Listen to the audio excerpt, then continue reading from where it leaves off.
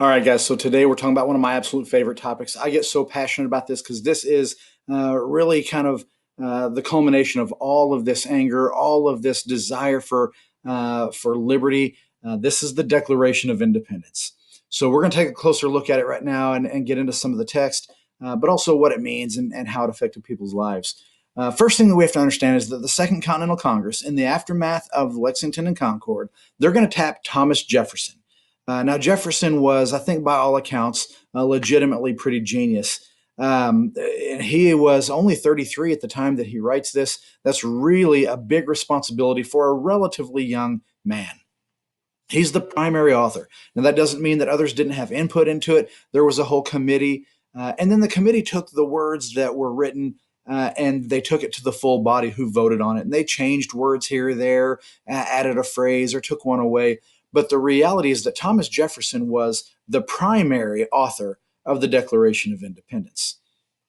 Now, the Declaration of Independence, if you don't know how it begins, it starts with the idea, and I'm going to just read to you here.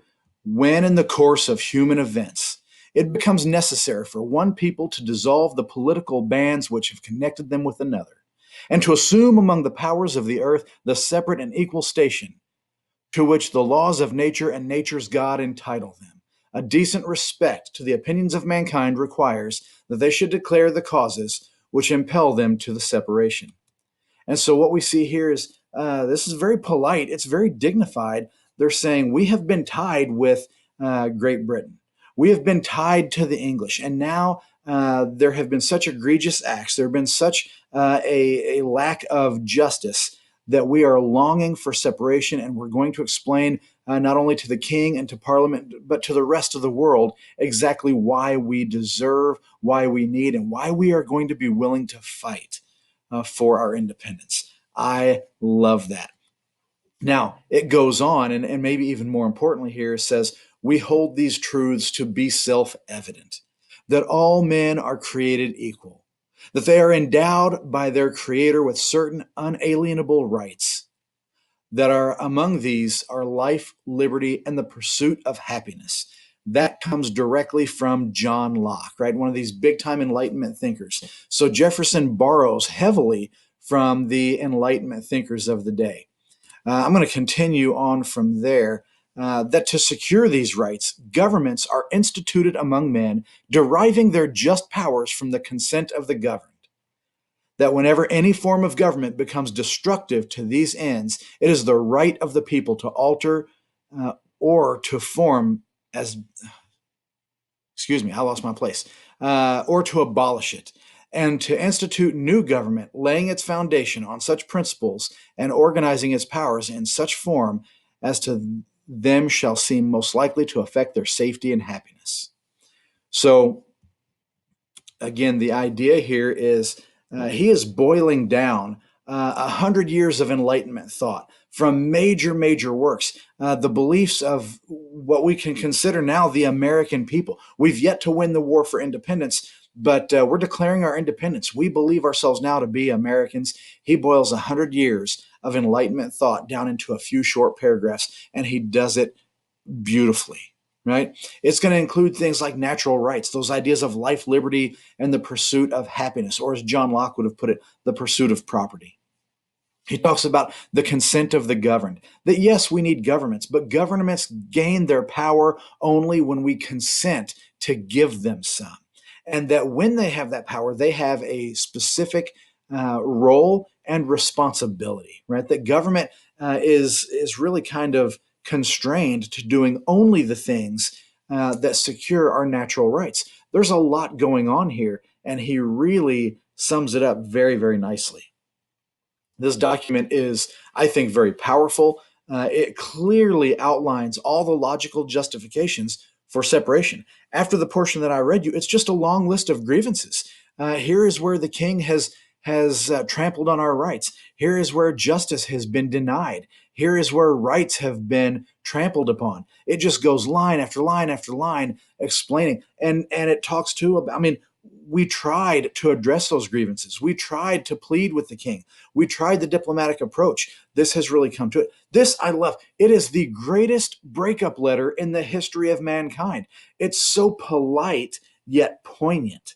This is just an absolutely beautiful thing. Now, to further this, I believe this is a perfect document. I really, really do. I believe it's a perfect document. There are a lot of people out there that would disagree with me. But I think where they would disagree is that they say, well, yeah, but it didn't include this or that. It doesn't matter, right? It's a perfect document because it says all men are created equal. Where I think the disagreement comes in is, in my opinion, the perfect document has been imperfectly applied. And we see examples of that all over the place. To me, that doesn't detract from the wonderful document that this is, the perfect document that this is. Has justice been denied? Of course it has. Has it been imperfectly applied? Of course. We had slavery at the time that this was going on. Women did not have the right to vote. For crying out loud, white men who didn't own property did not have the right to vote. Think about what was going on with Native Americans, and all these different kinds of things are happening. Of course, full justice, full liberty, full freedom was not applied fairly, and it wasn't applied equally, but the document itself was, I think, flawless. Right? The way in which it was applied was flawed because it was applied by flawed people. Every one of us is flawed. Every one of us has those selfish tendencies, those blind spots, but the document is perfect. I also want to address a little bit here about what was the mood at the signing. I think a lot of times we have Fourth of July. I love Fourth of July, right? We grill out, we hang out with friends, we shoot off fireworks, we're listening to patriotic music and all these different kinds of things, right? I love the Fourth of July, the celebration that is, and I think sometimes we believe that the signing was this really joyous, exuberant, party-like atmosphere. Was it celebratory? I think it was probably far more somber. I think they were proud, but I think they were also very, very anxious about what they were doing. You have to remember that these were guys who were putting everything on the line. I bet as they walked up to the signing table, I bet as they walked up there, you could hear every footstep. I bet you could hear the scratching of the quill. I bet it was quiet and somber because the weight, the gravity of what they were doing had to be weighing on everyone. Now, there's no doubt in my mind they were proud of what they were trying to accomplish. They believed in their heart of hearts in what they were doing, uh, but that doesn't take away from, again, the gravity. These men, in signing their name, understand they were giving everything they had. They were putting their lives on the line. By signing a document like this, they were committing treason. And these were not like your average run of the mill subsistence farmers. These were the wealthy, these were the well known. They could not hide in obscurity. They were going to be hunted, they were going to be outlaws, basically, by the British government.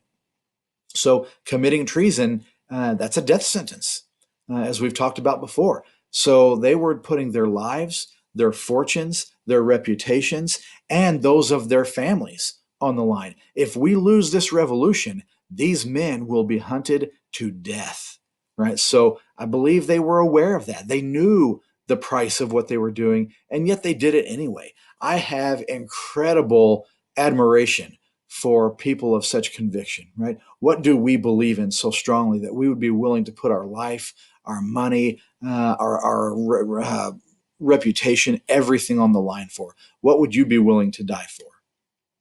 So, anyway, that's a little bit about the mood. Hopefully, you understand a little bit better about kind of what was going on and the impact, the importance of this document. I believe is felt, is reverberated throughout the world in every country, in every territory, in every people that desire independence. So, I love the Declaration of Independence. In fact, I've got it on the wall back here behind me, behind the flag, my very own copy. Guys, I appreciate you watching. Please go ahead and subscribe down here. Leave any comments that you'd like to leave, and be sure to watch any of the other videos. I appreciate you watching. Thank you.